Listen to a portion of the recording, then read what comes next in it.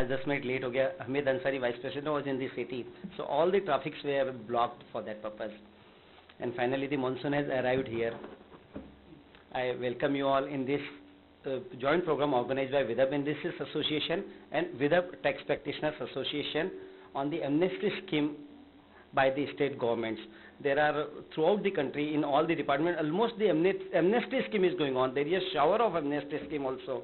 In the Income Tax Act, there is an amnesty scheme. In the Service Tax and Excise, an amnesty scheme is there. In the Maharashtra state also, for the sales tax and the professional tax and other allied tax, there is an amnesty scheme for which the maximum number of persons should be, benefits should be taken. To cover this topic, we have a very eminent personality, a very down-to-earth personality who is a knowledge bank in itself.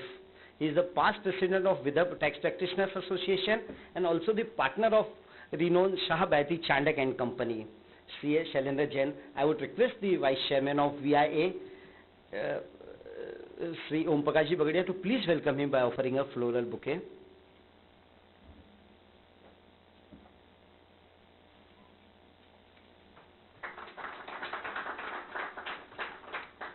अगर gathering कम होती है तो सबसे बड़ा advantage होता है कि वो ज़्यादा फ्रूटफुल सेशन हो सकता है. We can have more interaction in the programme. About today's speaker, शायद बहुत लोग, काफ़ी लोग यहाँ पे चार्टर्ड अकाउंटेंट प्रोफेशनल्स है, they may be knowing, but lot many people may not know that he was basically a government servant. He was working with CAG, but he was always affectionate for the education and learning actually, just to learn, to explore new areas. He has resigned from the CNAG and has come into practice as a chartered accountant. Throughout the country, he is known. His client includes all the multinational, national companies, and throughout the country, he is famous for his deliberation on indirect tax, on sales tax. Actually, he is having a very thorough command over the subject. Friends, there is one person who always ensures that the program like this is organized on a regular interval for the benefit of trade and industries and professionals. He is the Vice Chairman of VIA, Sri Om Prakash Ji Bagadia. I would request him for his welcome address.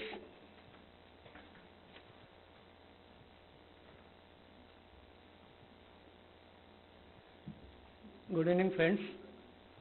I welcome you all in this today's meeting on discussing about the amnesty scheme declared by the government of Maharashtra under value-added tax, sales tax and professional tax and other allied laws also. Today we have with very eminent speaker, Mr. Jain, who is having a very good knowledge about the subject, and perhaps he is the right person to tell you about what is the intricacy of this amnesty scheme to all of us. Friends, during last this budget session, our Finance Minister of Government of Maharashtra has said that 40,000 crore is held up in the various appeals of the Government of Maharashtra.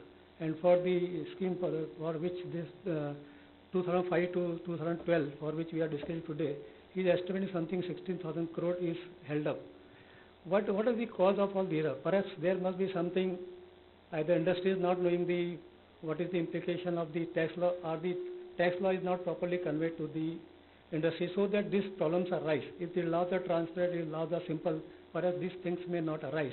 So it is a earnest request to the government that whenever such things arise, why they are arising, they should learn the cause of all these areas and try to remove the difficulties faced by the industry, so that unnecessarily there should not be any implications to all the industries.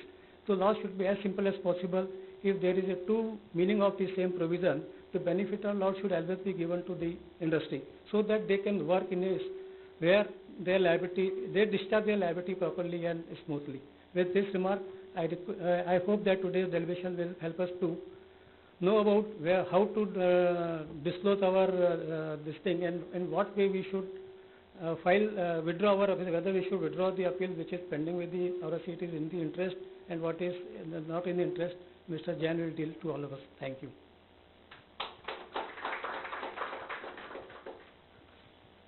Thank you, sir. Friends, we will directly jump to our topic. We have an eminent speaker with us, C.A. Shailendra Jain. I would request him for his presentation.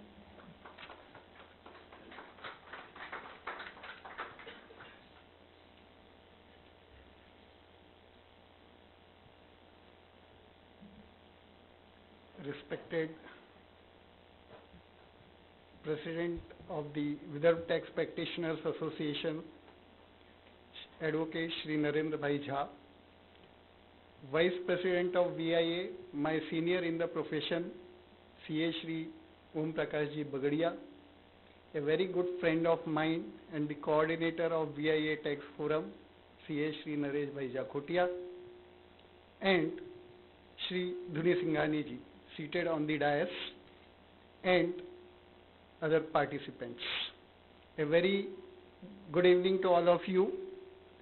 In fact, if at all this program is to be treated as successful, it will not be because of me, it will be because of your participation, because we all know that since last night there is uninterrupted rains, and braving such incessant rains, you all people have ensured to come here and take part in this program. So the credit will be going to you all and not to me. Now, straight away I will start with the topic, that is the Maharashtra Settlement of Arrears in Dispute Act. As we all know that it is the practice of the governments to declare some kind of amnesty so far as tax laws are concerned. Whether this particular scheme can be described as amnesty scheme, according to me, it is not an amnesty scheme. Because if you go for the dictionary meaning, यदि आप देखते हैं dictionary में, तो amnesty का मतलब होता है it is a general pardon, जो सबको दिया जाता है, छूट दे देते हैं, आम माफी जिसको हम बोलते हैं. ऐसा इसमें नहीं है. Why? Because so far as tax element is concerned, जहाँ तक टैक्स का सवाल है, the tax is required to be paid in full. Tax जो भी रहेगा वो पूरा का पूरा आपको भरना पड़ेगा. फिर आपको एमनेस्टी किस चीज की मिलेगी? Amnesty is only in respect of interest and penalty. ठीक है. अब ये कैसे आई है? अभी तक की जितनी भी एमनेस्टी स्कीम आप सेल्स टैक्स में देखते थे, वो सबके लिए एक नोटिफिकेशन जारी होता था. For the first time in the history of sales tax laws in Maharashtra, they have brought this scheme by passing a separate act. जब 18 मार्च 2016 को महाराष्ट्र के वित्त मंत्री माननीय श्री मुनगंटीवार जी ने अपना बजट प्रस्तुत किया, तो उन्होंने उसमें घोषणा कर दी थी कि भाई हम जल्दी ही एक डिस्प्यूट रिजोल्यूशन मैकेनिज्म लाने वाले हैं. तो इसकी जो जड़ है वो है उनका बजट स्पीच जो उन्होंने 18/3 को दिया था. उसके बाद उन्होंने ये बोला था कि with a view to unlock the arrears pending in the appellate forum. इसका पर्पस क्या है? तो इसका पर्पस ये है, बगड़िया जी ने आपको बताया, कि महाराष्ट्र शासन के करीब करीब 40,000 करोड़ रुपए अपीलों में अटके पड़े हैं और ये उनको रिकवर करना चाहिए, वो चाहते हैं. अब वो रिकवरी होगी कैसे? इसमें से अधिकांश पैसा तो ऐसा है जो जिंदगी में कभी रिकवर हो नहीं सकता. तो ये एमनेस्टी स्कीम बोलिए आप, या इसको डिस्प्यूट रिजोल्यूशन मैकेनिज्म बोलिए, या कोई भी नाम दे दीजिए, ये गवर्नमेंट ने अपनी सरकारी मशीनरी की नाकामी छिपाने के लिए लाया. या यूं कहिए कि सरकार ने ये मान लिया है कि हमारी मशीनरी किसी काम की नहीं है, वो ये अटके हुए पैसे को वसूल कर पाने में नाकारा साबित हुई. इसके लिए उन्होंने ये लाया और उन्होंने एक एक्ट पास किया, एक्ट नंबर 16 ऑफ 2016, जो कि 26 अप्रैल 2016 को उन्होंने गजट में पब्लिश किया. अब एक एक्ट बन गया. तो एक्ट में क्या होता है कि एक मोटा मोटा ब्रॉड फ्रेमवर्क उन्होंने दे दिया. अब उसका मैकेनिज्म क्या होगा, उसका प्रोसीजरल एस्पेक्ट क्या होगा, ये समझाने के लिए माननीय कमिश्नर ने एक trade circular number 10T of 2016 लाया. हालांकि जैसे ही उन्होंने ये कहा था कि भाई हम एक एमनेस्टी स्कीम इस टाइप की लाने वाले हैं, तो VIA की तरफ से हम लोगों ने एक रिप्रेजेंटेशन ऑलरेडी कर चुके थे हम, जिसमें हमने उनको बताया था कि यदि सरकार वास्तव में चाहती है कि ये स्कीम सक्सेसफुल हो तो उनको क्या क्या करना चाहिए. करीब करीब हम लोगों ने 12 से 15 पॉइंट सरकार को भेजे थे. उसमें से सरकार ने करीब करीब 8 से 10 पॉइंट हमारे मान लिए, लेकिन कुछ थोड़ा सा छोड़ दिया। और वो अगर ये स्कीम असफल रहती है तो वो जो थोड़ा सा उन्होंने छोड़ा ये उसकी वजह से रह जाएगी। वो आगे मैं आपको बताऊंगा कि क्या क्या होना था और क्या नहीं हुआ है, और वो भी अभी भी समय है सरकार के पास, अगर वो कर देंगे तो ये स्कीम काफी सक्सेसफुल हो सकेगी। अब ये एप्लीकेबिलिटी, ये कौन कौन से कानूनों को एप्लीकेबल है, तो आपको मैं संक्षेप में ये बता दूं, in short I will tell you that it will cover all the acts that are administered by the sales tax department of the government of Maharashtra। जितने भी कानून जिनको कौन चलाता है, सेल्स टैक्स डिपार्टमेंट चलाता है, वो सबको अप्लाई होगी। वो सिर्फ 2 चीजें मेरे ध्यान में आ रही है, वो 2 एक्ट उन्होंने छोड़ दिए। एक बहुत पुराने जमाने में एग्रीकल्चरल इनकम टैक्स एक्ट होता था। एग्रीकल्चर पर इनकम टैक्स लगाने का जो हक है, राइट है, वो सिर्फ और सिर्फ राज्य सरकार को है। वो केंद्र शासन नहीं लगा सकती, इसलिए उस पर इनकम टैक्स नहीं लगता। तो वो एक्ट छुड़ा है। और एक चिट फंड एक्ट है, वो भी सेल्स टैक्स डिपार्टमेंट एडमिनिस्टर करता है, लेकिन उसको भी इसमें कवर नहीं किया है। बाकी सारे के सारे एक्ट जो भी सेल्स टैक्स डिपार्टमेंट के तहत आते हैं, वो सबको इसमें उन्होंने कवर कर दिया है। ये सारे नाम है तो इसमें कुछ पड़ा नहीं है। अब सबसे जो महत्व की चीज है कि वो क्या क्या और कैसे कैसे कवर होगी, तो उन्होंने बोला है कि एरियर्स इन डिस्प्यूट। अब देखिए, हर चीज का अपना अपना एक महत्व है। उन्होंने बोला है एरियर्स इन डिस्प्यूट, तो एरियर्स का भी हमको एक मीनिंग निकालना पड़ेगा, डिस्प्यूट का भी एक मीनिंग निकालना पड़ेगा, और वो डिस्प्यूट कहाँ होगी या कहाँ है उसको भी हमको समझना पड़ेगा। तो उन्होंने उसमें बोला है कि first of all there should be some statutory order. एक कोई तो भी ऑर्डर आपके अगेंस्ट में निकला होना चाहिए, and that order should relate to any period prior to 31/3/2012। वो 2012 31 मार्च 2012 के पहले का होना चाहिए, ये हो गया। फिर आपने उसके अगेंस्ट कोई अपील फाइल की हुई होनी चाहिए, तीसरा, और वो अपील में जाने के बाद आपके पास स्टे होना चाहिए, ये चौथा। और उसके बाद भी आपके पास कुछ एरियर्स बचना चाहिए, कुछ बकाया बचना चाहिए जो गवर्नमेंट को आप देने वाले हो या लायबल टू बी पेड, वो रहेगा। इतनी सारी शर्तों के बाद में ही हमको एमनेस्टी मिल सकती है। कई बार लोग आ रहे हैं, बोलते सर हमने तो पेमेंट किया नहीं था, लेकिन हमने अपील भी फाइल नहीं करी है। तो अपील फाइल नहीं की तो आपके पास में स्टे आने का प्रश्न ही नहीं है, और स्टे नहीं है तो आपको एमनेस्टी मिलेगी नहीं।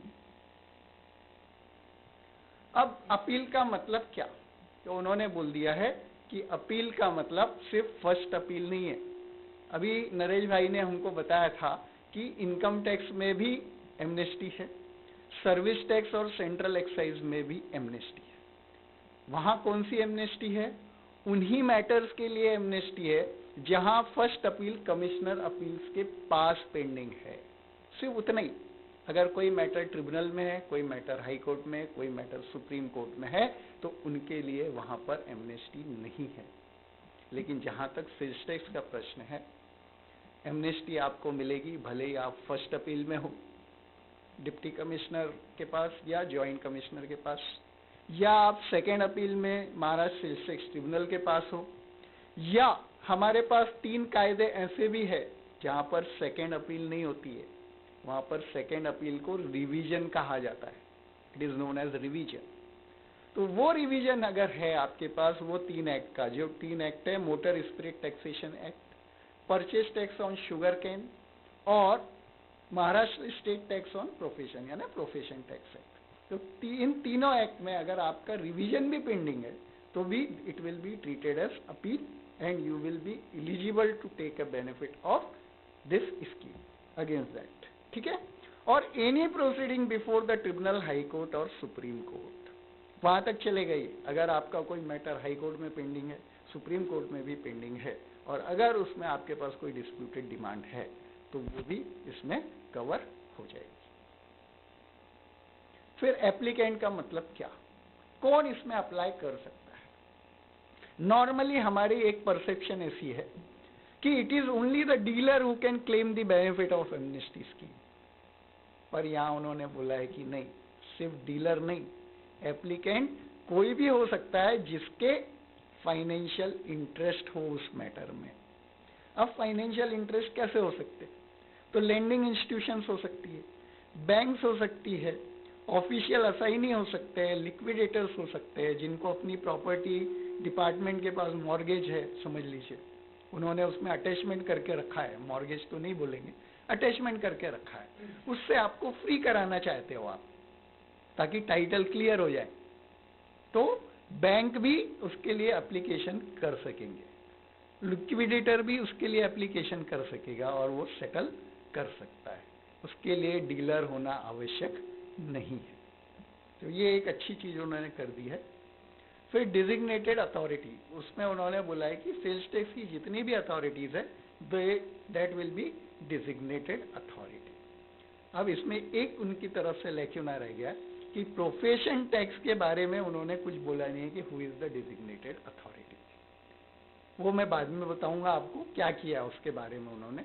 यहाँ उन्होंने सिर्फ एमवेट एक्ट को रेफर किया हुआ तो प्रोफेशन टैक्स ऑफिसर वहां कहीं लिखा नहीं है। रिक्विजिट अमाउंट का मतलब क्या, तो उन्होंने बताया कि जो भी पैसा आपको भरना पड़ेगा, वो कितना भरना पड़ेगा एमनेस्टी का बेनिफिट लेने के लिए, वो मैं आपको बाद में बताऊंगा।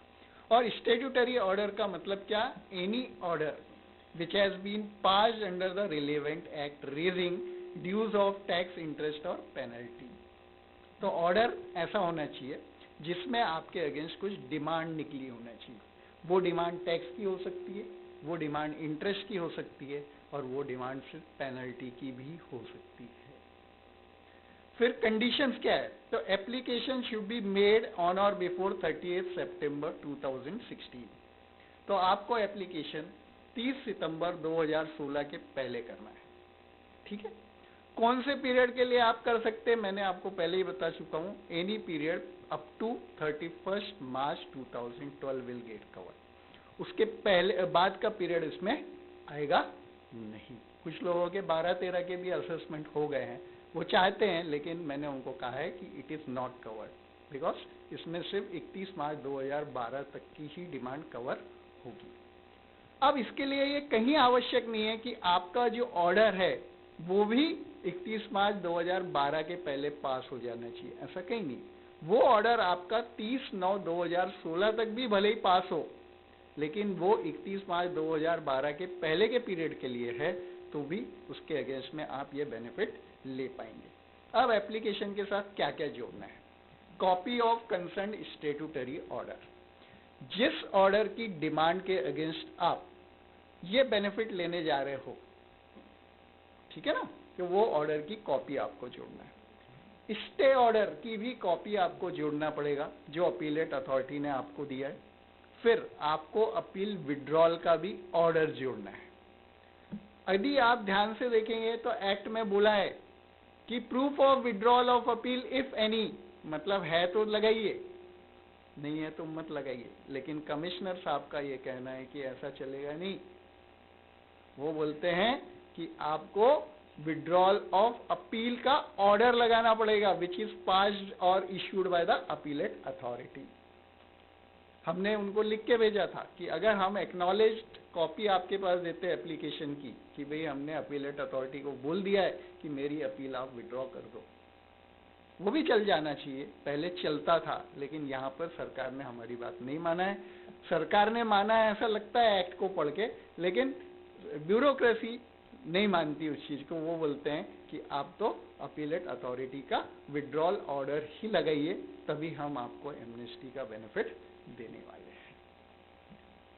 फिर challan showing payment of requisite amount, आपको जैसे टैक्स तो पूरा ही भरना है, तो वो उसका आपको पेमेंट का चालान लगाना पड़ेगा, और अगर उसमें कोई अनडिस्प्यूटेड अमाउंट है तो उसके भी पेमेंट का चालान आपको देना पड़ेगा।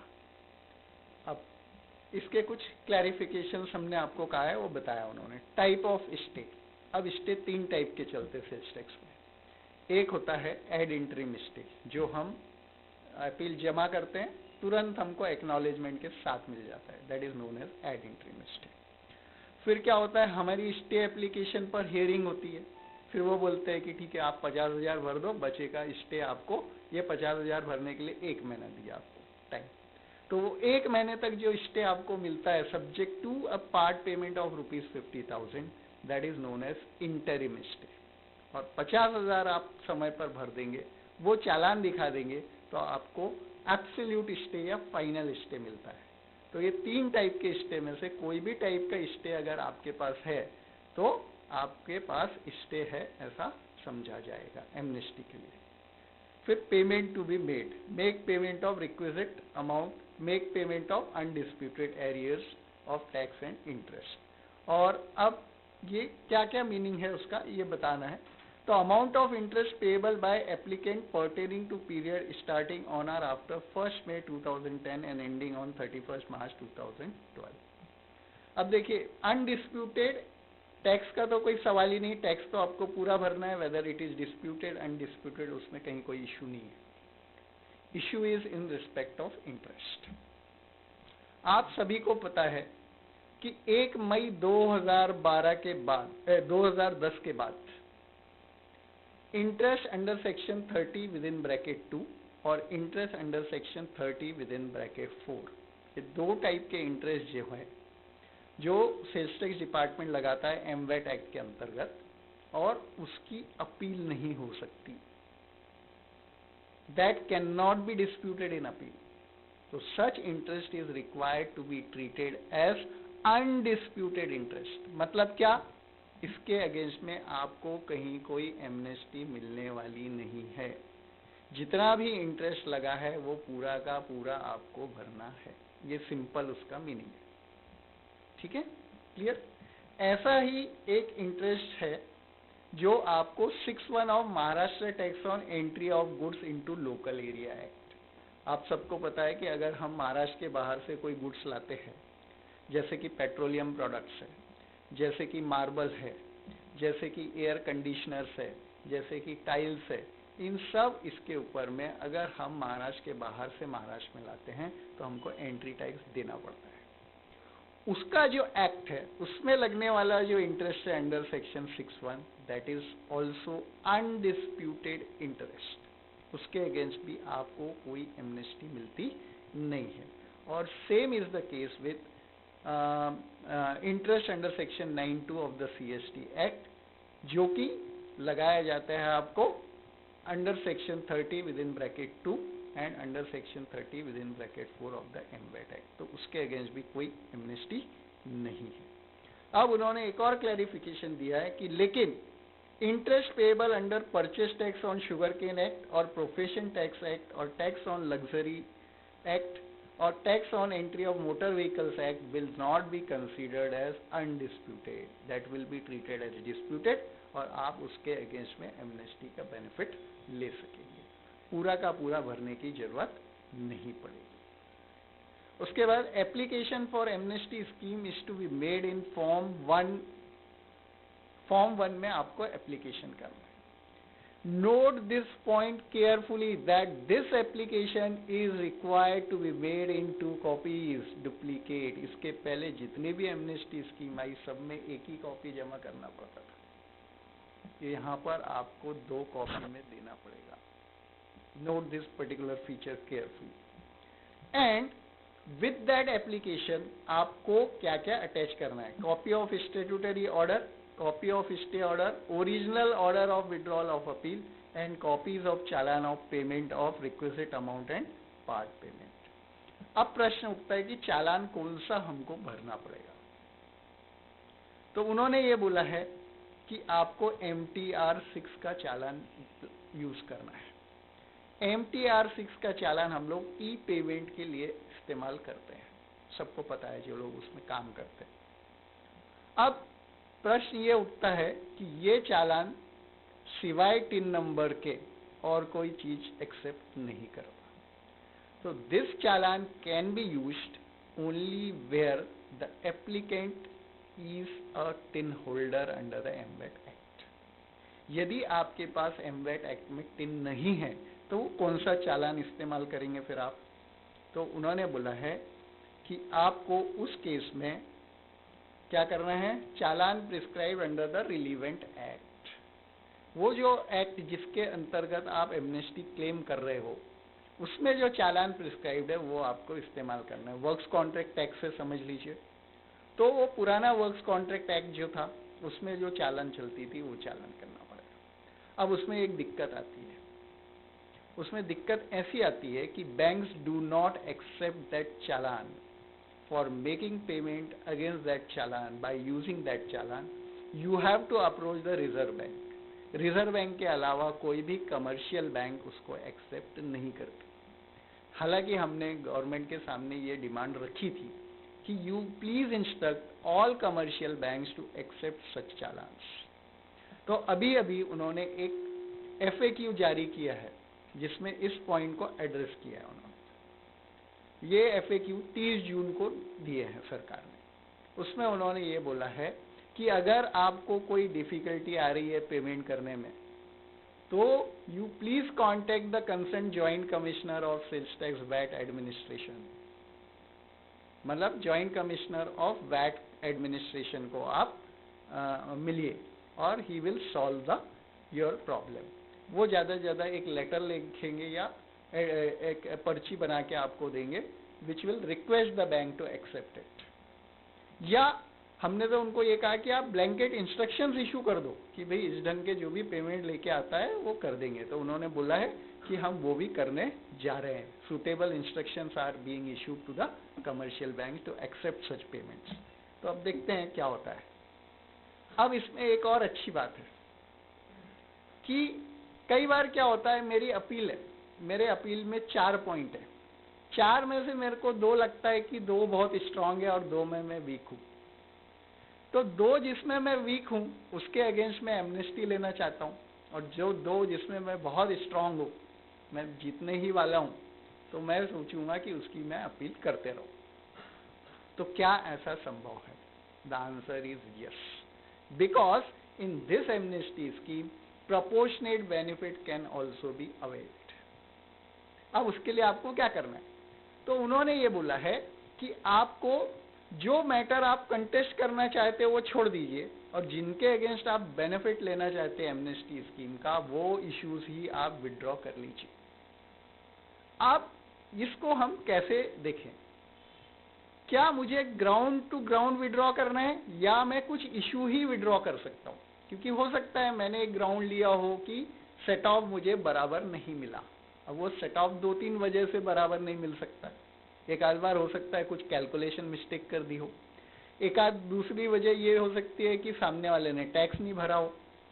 तो अब मैं अगर सेट ऑफ का ग्राउंड पूरी तरह विड्रॉ नहीं कर सकता, क्योंकि उसमें का आधा सेट ऑफ मेरा स्ट्रॉन्ग पॉइंट पर है, स्ट्रॉन्ग फुटिंग पर है, और आधा जो सेट ऑफ है मेरा वो वीक फुटिंग पर है, क्योंकि जो सामने वाले ने टैक्स नहीं भरा तो वो सेट ऑफ मुझे लीगली एडमिसिबल नहीं है, तो वहां तो मैं वीक हूं। लेकिन जो उसके कैलकुलेशन एरर कर दिए उन्होंने, जहां उसको रिटेंशन नहीं करना था वो रिटेंशन कर दिया उन्होंने, सेट ऑफ कम कर दिया मेरा, तो ऐसी जगह तो मैं स्ट्रॉन्ग। तो मेरे हिसाब से उन्होंने ग्राउंड्स नहीं बुलाए, उन्होंने इश्यूज बुलाए। तो मेरे हिसाब से दोनों भी सेट ऑफ के इशू अलग अलग है, और आप सेट ऑफ का भी आधा इशू जो है, जो pertains to non payment of tax by the vendor, उसको ही आप विड्रॉ करो, और बचा हुआ आप जो है वो चला सकते हैं। अब यहाँ पर मैं आपको एक ही कहूंगा कि इसका जो ड्राफ्ट करेंगे आप, विड्रॉल ऑफ अपील की आपकी जो एप्लीकेशन जाएगी फॉर विड्रॉइंग द इशू, क्योंकि आप एक पर्टिकुलर इशू ही विड्रॉ कर रहे हो, that is to be drafted meticulously. और वो वहां पर आपके जो भी कंसल्टेंट है उसका रोल बहुत अहम रहेगा। वो किसी क्लर्क से ड्राफ्ट मत करवाइएगा, किसी अकाउंटेंट से ड्राफ्ट मत करवाइएगा। जो स्किल्ड आदमी है, जिसको समझता है, अच्छा नॉलेज है, उसी आदमी के पास जाकर के ड्राफ्ट करवाइए, जिसकी ड्राफ्टिंग स्किल्स बड़ी अच्छी, क्योंकि नहीं तो आपकी समस्या खड़ी हो जाएगी।